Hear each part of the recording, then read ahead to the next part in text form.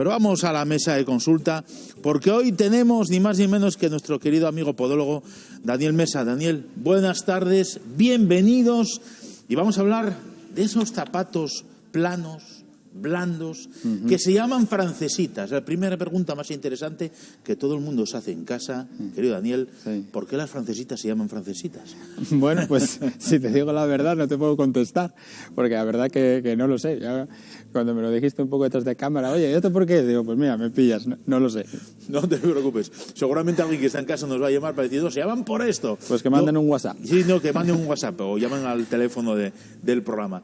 Bueno, está claro que siempre hemos dicho que los tacones muy altos son perjudiciales para los pies. Sí. Pero, ¿los zapatos muy bajos también? También pueden serlo, sí, también pueden serlo. Digamos que las francesitas muchas veces están un poco demonizadas. Sí. Tampoco se trata de eso, pero sí que es verdad que hay muchas personas que si tienen algún problema de pies, que vamos a después entrar un poco en detalle, efectivamente es un mal calzado para ellos, más que el uso, el abuso de este tipo de calzado. Porque normalmente suelen ser muy planos, como por ejemplo este que tenemos aquí sobre la mesa. Sí. Es un zapato que tiene la misma altura atrás que adelante, y la mayoría de mujeres, sobre todo si están muy habituadas al uso de un tacón sí. que ya pueda ser un poco alto, sí. De ese uso continuado, la musculatura posterior de la pierna, los gastrocnemios, sí. el tendón de Aquiles, se acorta, ¿vale? Sí. Con el tiempo. ¿Qué es lo que pasa? Que cuando se ponen un calzado excesivamente plano, y muchas de ellas que nos están escuchando en casa sí. se darán cuenta de esto, sí. pues les empieza a doler las piernas por atrás, o incluso dices que parece que me voy para atrás, yo no voy a gusto con eso. Yeah. Entonces, para ese tipo de personas es un calzado que les puede acarrear patologías, como por ejemplo tendinitis aquilia. Tendinitis aquilia. Sí. La gente que sufre fascitis plantar también puede sufrir con unas francesitas. Efectivamente, vale. Porque después hay otro tipo de problemas de pisada, que son los problemas de lateralidades. Hablamos de pronaciones, supinaciones. Sí, perfecto. Y este zapato, como pueden ver, pues no controla el pie. De hecho, muchas veces los anuncian así como diciendo, mira qué bien, qué flexible es. Pues no, esto no es bueno, esto no es bueno. Lo que tenemos que buscar es una francesita, como pueda ser esta, sí. Tiene un poquito de tacón, sí. Tiene un buen contrafuerte y ofrece resistencia y sujetará nuestro pie en esas lateralidades de la gente que pise mal. Lo que intentamos es que nuestros zapatos aguanten nuestro peso y permanezcan estables dentro de ese calzado y que no se expanda demasiado el pie y de esa manera forcemos mucho las fascias y efectivamente, los tendones, ¿no? Efectivamente, porque el problema de fascitis, como el zapato no recoge, el pie va cayendo, en ese caso, en una pronación un poco acusada y su uso continuado, lo que hablamos, pues al final del verano vemos en consulta numerosas fascitis en gente que ha abusado de ese tipo de calzado o de chanclas, zapato en general, que no sujeta el pie y que son excesivamente bajos. Pero entonces hay gente que se pregunta en casa, ¿pero cuál es el talón ideal? Si los tacones altos son perjudiciales y la ausencia de tacón también es perjudicial, ¿en qué quedamos? Bueno, sí que es verdad que a veces hay que pormenorizar, ¿vale? Sí, vale. Insistimos que ante cualquier duda pueden acudir a su podólogo y él les podrá sacar de dudas echándole un vistazo a sus pies, ¿no? Porque si es una persona, como decíamos, con los gemelos acortados, necesitarán llevar a lo mejor un poquito más de tacón. Esas típicas señoras que van bien de tacón, ¿vale? Y sin embargo, si es una persona con una caída de un antepié acusada, que sobrecarga mucho aquí, a nada que suba ese tacón, pues va a perjudicar su metatarso. Vale. Digamos que un tacón ideal, este sería incluso un poco más bajo, sí. Aquel que no supere los 5 centímetros. Que no supere los 5 centímetros. Como norma general. Ni por arriba ni por abajo, ¿quieres decir? Efectivamente. O sea, ni más ni menos. Por abajo sí lo puede superar en descenso, por decirlo así. Hablamos de alto, un alto máximo de unos 5 centímetros. Por encima de 5 centímetros, la carga sobre el antepié es, digamos, demasiado exagerada. Hablaríamos de más de un 75% del peso corporal. Sí. Y esa zona no está preparada para soportar tanto peso. Esa zona está preparada para soportar alrededor de un 30% de nuestro peso. Y con un calzado que supere los 5 centímetros de tacón, no vamos a conseguir ese reparto. Ya.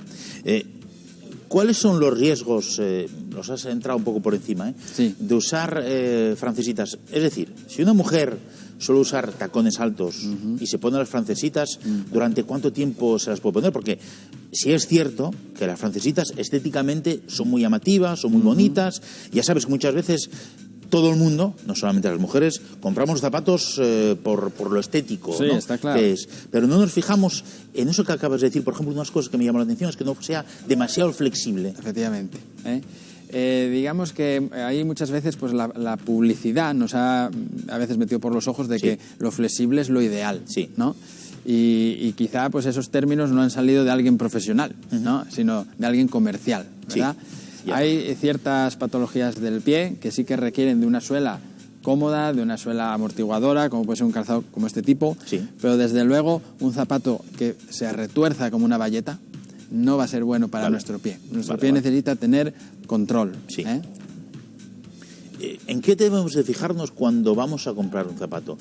Aparte que nos guste estéticamente, Sí. lo que acabas de decir, ver la flexibilidad, que no sea demasiado flexible. Efectivamente. ¿Qué más cosas son importantes a la hora de comprar un zapato adecuado? La flexibilidad efectivamente es una cosa, por supuesto el material en el que esté confeccionado. Es una cosa que acabas de decir que me acaba de recordar mucho a mi abuelo Amaro. Mi abuelo Amaro se fijaba muchísimo y yo me acuerdo de llevar unas playeras a casa y decir, Sí. no, eso es plástico. Claro. Hay que fijarse en eso, plástico, Hay que ¿no? fijarse Porque en eso. recalienta el pie, como me decía mi abuelo, ¿o qué? Hay que buscar que sea tanto por dentro como por fuera de piel, ¿eh? Vale. Porque el pie va a transpirar mucho mejor y buscamos que el pie transpire, y más en la época estival, ¿eh? Es muy necesario.